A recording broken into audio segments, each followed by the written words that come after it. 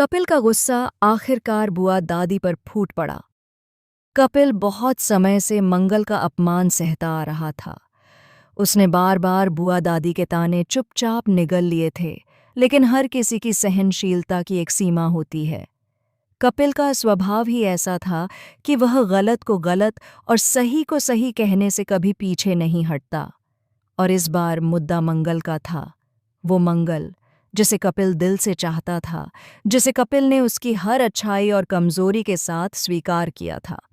मंगल ने कभी कपिल से शादी करने की इच्छा नहीं जताई थी, लेकिन कपिल तो हमेशा कहता रहा कि मंगल चाहे जैसी भी हो, उसके साथ अतीत में चाहे कितने भी दाग जुड़े हों, वह उसके साथ ही जिंदगी बिताना चाहता है। मंगल के 2 बच्चे हैं, वह एक तलाकशुदा औरत है, लेकिन कपिल के लिए यह सब कोई मायने नहीं रखता। उसके लिए सबसे अहम यह था कि मंगल उसका वर्तमान और भविष्य है। लेकिन बुआ दादी बार बार मंगल को ताने मारती रहीं। कभी उसकी उम्र पर कटाक्ष करतीं, कभी उसके रूप पर, कभी पैसों पर और कभी उसके अतीत पर। कपिल ने सब सह लिया, लेकिन जब बुआ दादी ने यह तक कह दिया कि मंगल शायद अपने पुराने पति के पास लौटने का इरादा रखती है, तब कपिल का खून खौल उठा। यह बात उसके दिल को चीर गई। उसने पहली बार अपनी ही बुआ दादी को सबके सामने डांटते हुए कहा, मंगल की नीयत पर उंगली उठाने से पहले अपने दिल में झांक कर देखिए। आप बार बार क्यों भूल जाती हैं कि मंगल मेरी होने वाली पत्नी है, मेरी जिम्मेदारी है, और जहाँ तक अतीत की बात है, मैं उसके अतीत के साथ ही मंगल को अपनाता हूँ। पूरा माहौल सन्न रह गया। बुआ दादी हैरान रह गईं, क्योंकि कपिल ने कभी इतनी ऊंची आवाज में उनसे बात करने की हिम्मत नहीं की थी। इसके बाद माहौल कुछ देर के लिए थम गया। सबका ध्यान शादी की रस्मों की ओर मोड़ा गया। एंकर ने अनाउंस किया कि अब बारी दुल्हन की है। मंगल स्टेज पर आई और उसने अपनी खूबसूरत कथक परफॉर्मेंस से सबका दिल जीत लिया। तालियों की गड़गड़ाहट गूंज उठी। सभी लोग मंत्रमुग्ध थे।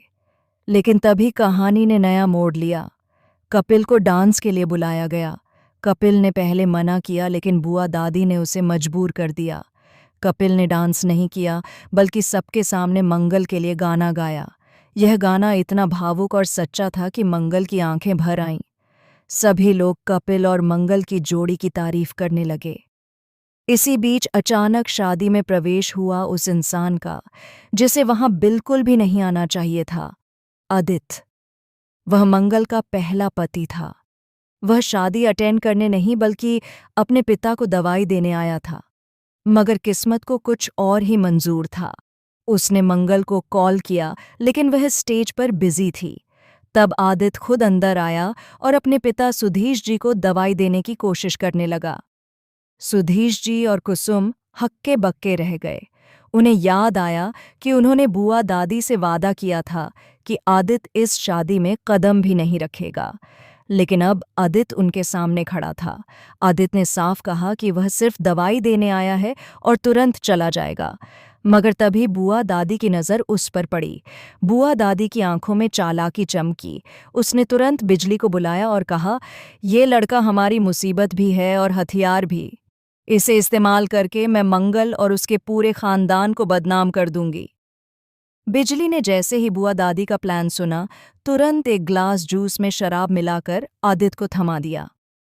आदित्य, जो वैसे ही तनाव में था, बिना सोचे समझे वह जूस पी गया और धीरे धीरे उसका असर दिखने लगा।